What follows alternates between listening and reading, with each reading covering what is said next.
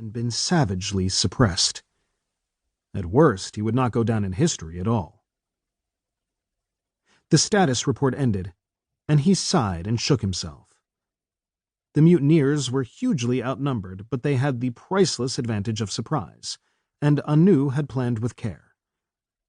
Druaga snorted. No doubt the academy teachers would have been proud of his tactics. But at least, and thank the Maker for it, he was only the chief engineer, not a bridge officer. There were command codes of which he had no knowledge. "Dahak," Druaga said. "Yes, Captain." The calm, mellow voice came from everywhere and nowhere, filling the command deck. "How long before the mutineers reach Command 1? 3 standard hours, Captain, plus or minus 15%. They can't be stopped?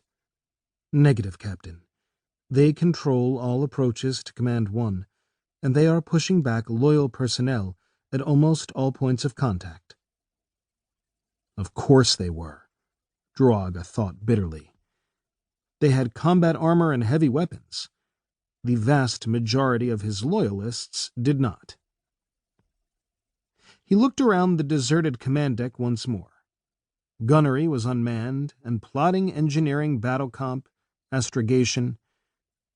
When the alarms went, only he had managed to reach his post before the mutineers cut power to the transit shafts. Just him. And to get here, he'd had to kill 2 subverted members of his own staff when they pounced on him like assassins. "All right, Dahak," he told the all-surrounding voice grimly. "If all we still hold is Bio 2 and the weapon systems, we'll use them. Cut Bio 1 and 3 out of the circuit." "Executed," the voice said instantly. "But it will take the mutineers no more than an hour to put them back online under manual." "Granted, but it's long enough. Go to Condition Red 2, internal."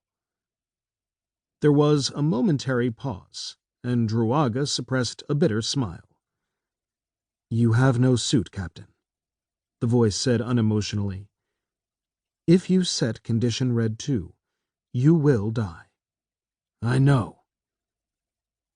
Druaga wished he was as calm as he sounded, but he knew Dahak's bio readouts gave him the lie.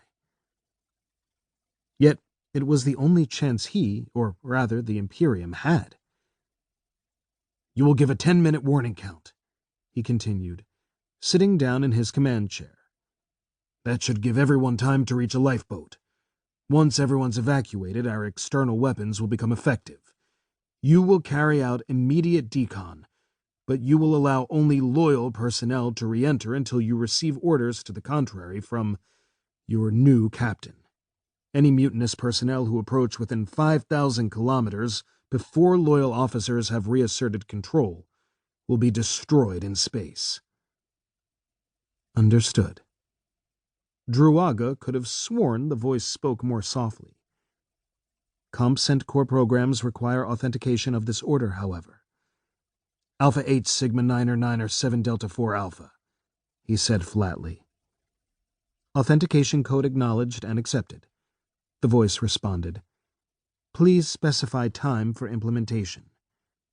"Immediately," Druaga said, and wondered if he spoke so quickly to avoid losing his nerve. "Acknowledged. Do you wish to listen to the 10-count, Captain?" "No, Dahak," Druaga said very softly. "Understood," the voice replied, and Druaga closed his eyes. It was a draconian solution, if it could be called a solution at all. Red 2 internal was the next to final defense against hostile incursion. It opened every ventilation trunk, something which could be done only on the express authenticated order of the ship's commander, to flood the entire volume of the stupendous starship with chemical and radioactive agents.